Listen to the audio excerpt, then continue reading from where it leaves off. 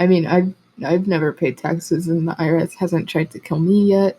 I mean, I did just turn 18, so I haven't had to pay taxes yet. But like,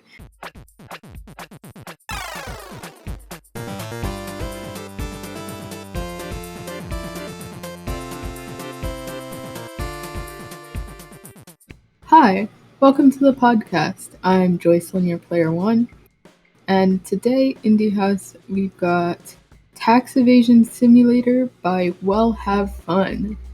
It is a first-person game, technically, and it says it is all genres, which I don't know how that's possible, but I would just categorize it under horror or like thriller, something like that.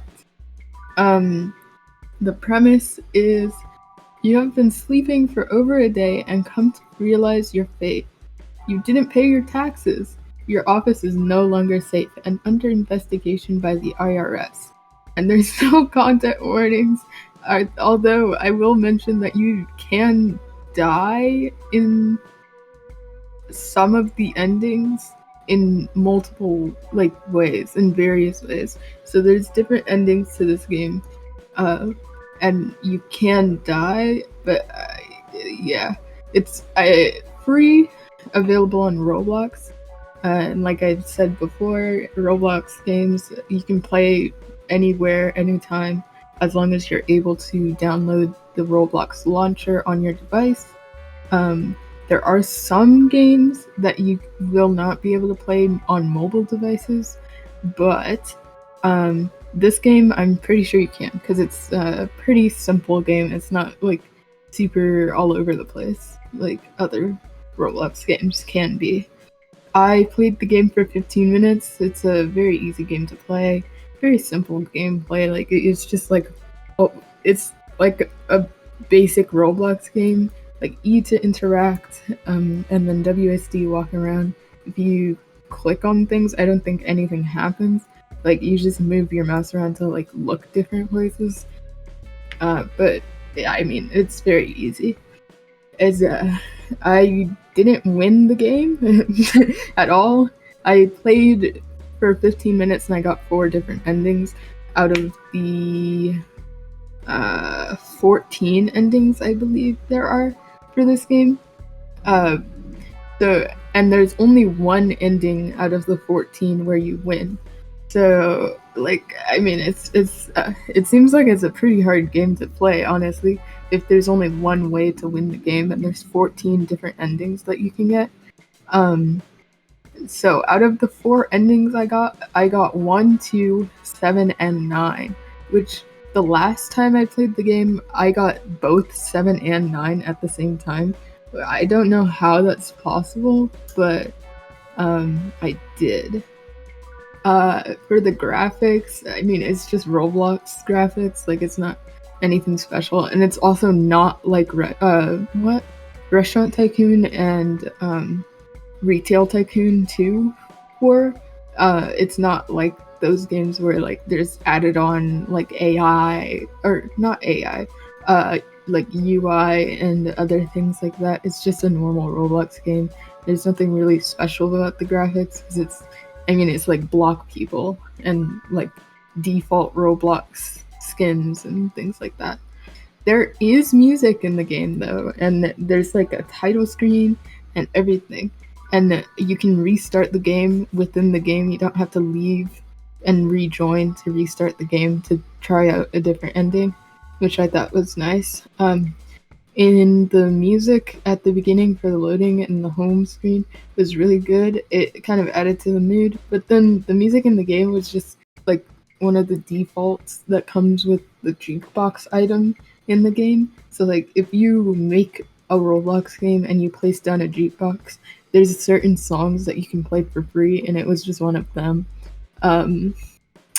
There were also sound effects in the game, but I had to turn down my volume. I basically turned off my volume because everything was so loud, and it was like so much. I'm kind of already on edge. After I recorded for Nuts, the fire alarm in my dorm went off. I've been on edge kind of since then. And so the sound effects were kind of overwhelming for me. They were just loud, and I had to turn them off because it was too much for me. But they might be fine, and it might just have been me being like overwhelmed and nervous. The story, there was a story.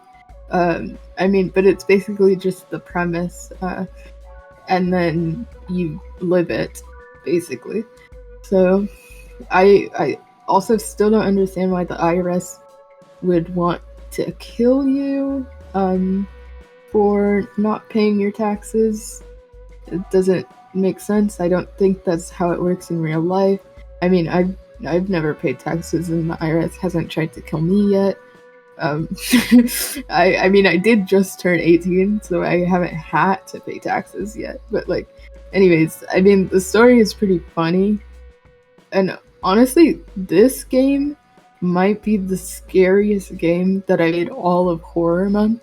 And now I'm saying that, but I haven't finished Cuphead, or like I haven't gotten really that far in Cuphead yet. But like, I don't think Cuphead is actually that scary. I think it's just hard. Like Nuts wasn't scary at all. Everlast was kind of creepy, I guess, but and Cuphead just makes me frustrated. But this game was actually kind of scaring me, and I don't know if that's just because of the like whole fire alarm debacle, and I'm just on edge now, or not. But it actually kind of did freak me out a little bit. I'm also a scaredy cat, if you can't tell. All of the games for Horror Month were supposed to actually be horror games, but there was a different game in place for this game that I decided not to play because it was too scary for me when I tried to play it. Like, I'm very much a scaredy cat. Like, I need to be with like the extent of where I would go with horror. Like, I didn't even play it actually.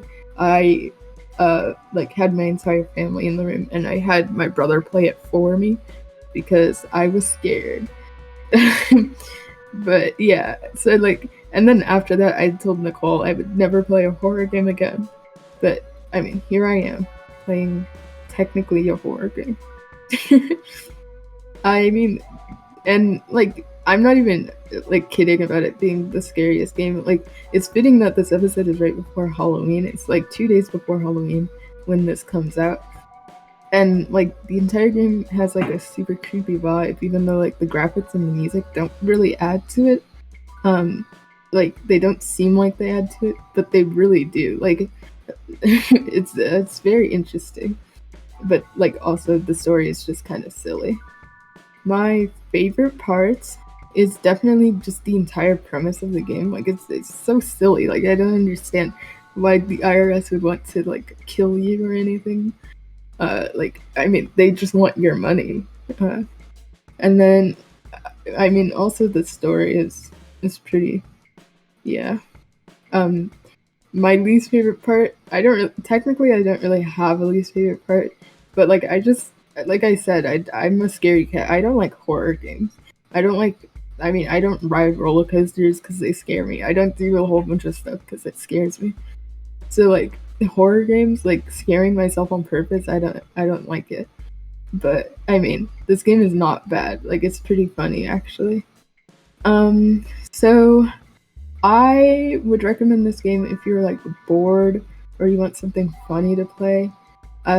It's kind of unsettling, but it's definitely meant to be like that. Like, I don't think you're not supposed to be scared of the IRS coming to murder you. I think that's like pretty important to the game.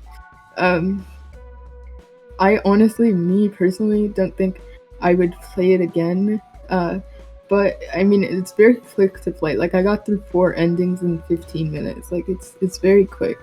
And if you're a completionist, it would be pretty easy to finish all 14 endings right now. I know the creator is still updating the game and stuff, so like, when there's more endings, it'll probably be harder to finish.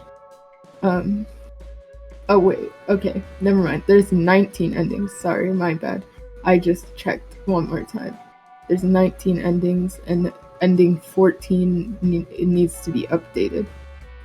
is what I just read. Sorry, scratch all of the stuff I said before about the 14 endings.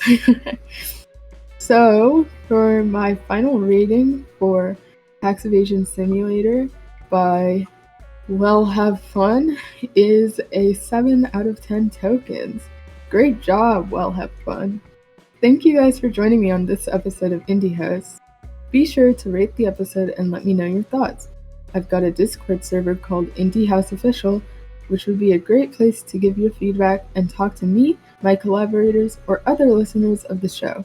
If you have any indie game suggestions, feel free to comment below or hit me up at indiehouse_pod on Twitter or Instagram using the hashtag IndieHouseGaming. And if you'd like to support the podcast and get some cool extra content, you can find the Patreon in the card.